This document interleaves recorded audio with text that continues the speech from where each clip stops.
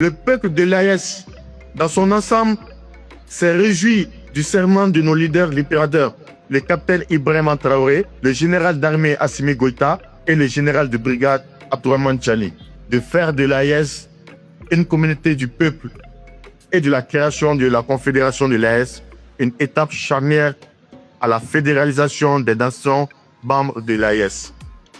On se réjouit de cette dynamique, faire la fédéralisation qui est un combat panafricain mené par nos aïeux et par nos pères panafricains de l'indépendance. Loin de subir passivement l'agression de l'Afrique, nous signalons que les peuples africains lui ont toujours opposé une résistance historique, qu'il s'agisse de la lutte contre l'esclavage ou de la résistance à la pénétration coloniale et au colonialisme. De braves hommes et femmes se sont illustrés par des combats panafricains faits de sacrifices pour l'unité totale de l'Afrique. Il apparaît la plupart du temps qu'idéologiquement, deux tendances contradictoires se manifestent face à la question de l'union des nations sous tutelle. L'une revendiquant l'autodétermination totale sans les frontières coloniales et l'autre revendiquant le maintien des frontières coloniales avec une autonomie partielle.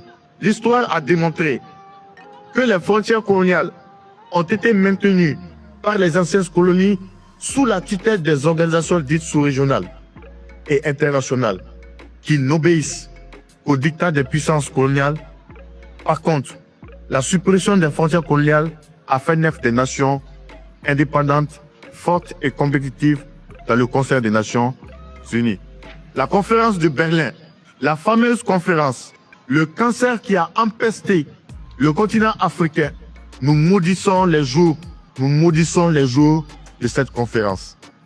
La guerre du Burkina Faso-Mali et le conflit congo-rwandais ne sont-ils pas les conséquences évidentes et incontestables des frontières coloniales?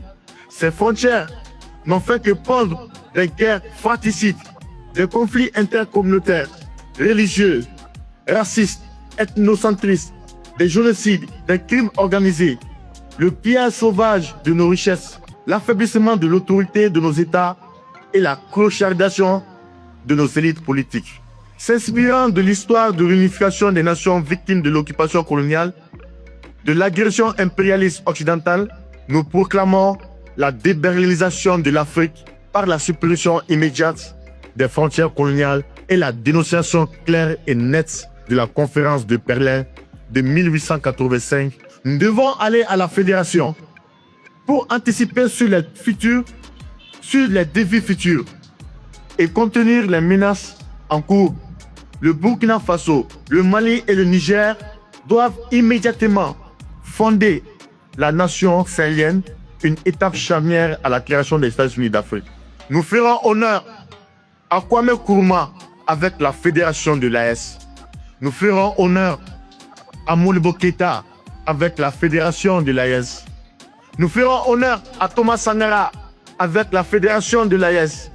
Nous ferons honneur à Djibo Bakary avec la fédération de l'AES.